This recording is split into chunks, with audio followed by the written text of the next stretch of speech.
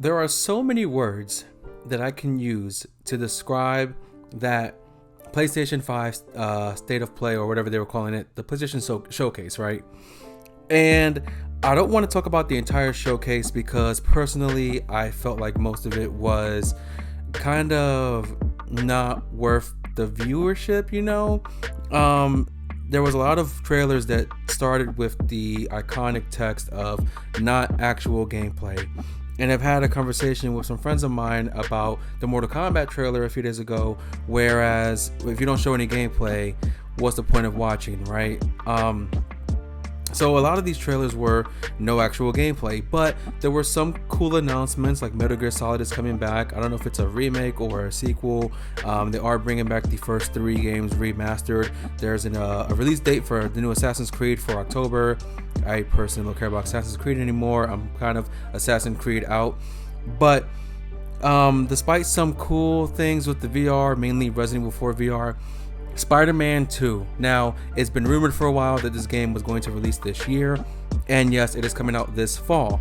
And there was a lot of rumored leaks that were kind of bullshit, and one of them particularly that was bullshit was a co-op mode, which I knew that was going to be bullshit from the jump. But for a long time, after the Miles Morales game, I've been saying we need to have, or we could potentially have, the ability to switch between Peter and Miles throughout gameplay. And yes, that is what is here in the game. You can switch between Peter and Miles in the gameplay. Also, back when I watched Spider-Man Far From Home when it came out, I was talking to my brother and my friends, and I was like, yo, that wingsuit has to make its way to one of the games. And it does for both Peter and Miles. You get to have the wingsuit and fly through Manhattan, or glide through Manhattan. We got boroughs now. You can explore Queens. I don't know about Brooklyn yet, but you can explore Queens. The game looks so much better. There's more added to the game. The combat looks a lot more intuitive, much better combat. And the big thing here for the game, aside from the villains like Kraven the Hunter and the Lizard, and of course Venom, the black suit Spider-Man. What's really cool about this black suit, what they showed in the gameplay was, number one, it's not just like a black costume. It looks alive, it looks organic, it looks like an actual living thing. And you also have combat tied to the black suit with special moves and techniques similar to what we saw in Web of Shadows, but on a much different level. And you can also tell with the conversations, the way Peter is talking to Miles, the voice acting, that Peter is like angry and a bit more of I guess a bit of an asshole right now in this game. And of course, that's what happens with the black suit. The black suit is making him a bit more towards the dark side, and that's freaking amazing. The gameplay was really great.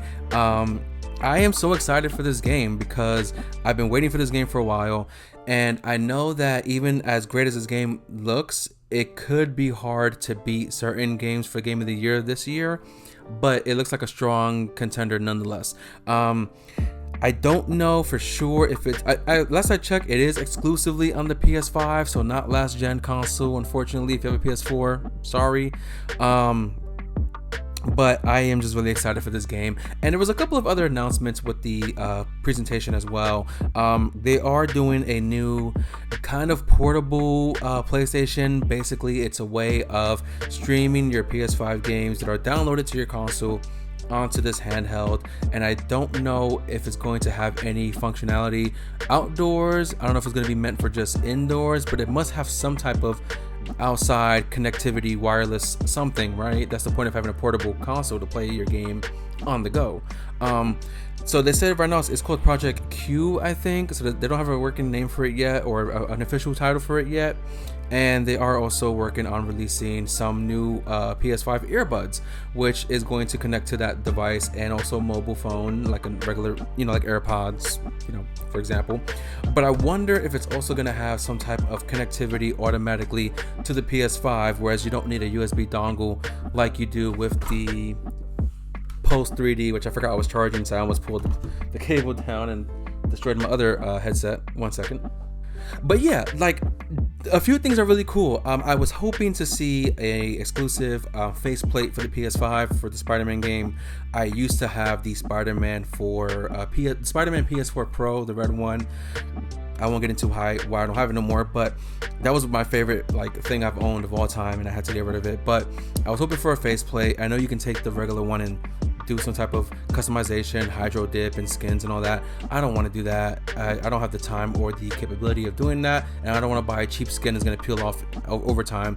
But aside from that, I'm very happy with what we got here with the gameplay, and this to me is another example of what the console can actually do if you push it to its limits. I was looking at some of these other trailers and I was like, where are these games that are visually amazing and, you know, performance wise is amazing and what it can do and what it can handle?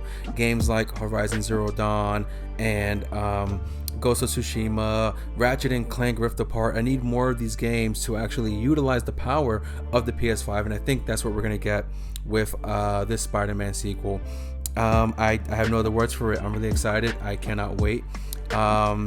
As for the other titles they announced and showed, there wasn't really anything there that I was interested in. Destiny's still getting new content. Why? You know, a lot of first-person stuff. Alan Wake 2 is releasing this year, I believe. So if you like Alan Wake, there you go. I never played the first one, so I don't know much about it.